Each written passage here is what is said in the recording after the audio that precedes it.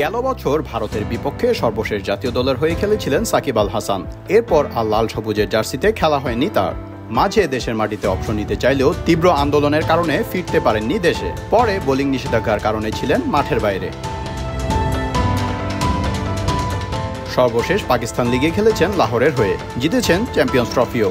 দীর্ঘদিন পরে মাঠে ফিরে অবশ্য সাকিব সুলভ পারফরমেন্স করতে পারেননি তিনি। সাকিবের মাঠে ফেরার পর স্বাভাবিকভাবেই প্রশ্ন উঠেছে, তাকে কি আর দেখা যাবে জাতীয় দলের জার্সিতে?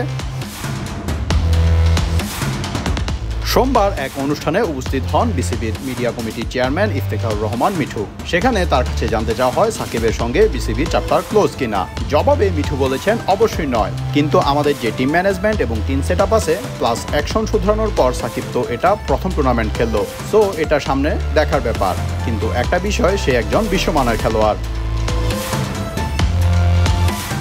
যে কোনো দলের জন্য সে বড় সম্পদ। সুতরাং আমাদের টিম ম্যানেজমেন্ট এবং সিলেক্টরদের কনসিডারেশনে সে সবসময় থাকে। অ্যাকশন শুধরানোর পর সাকিব তো এই প্রথম দুটো ম্যাচ খেললো, আরও কয়েকটা ম্যাচ খেলুক, তারপর উত্তর দিতে পারবো।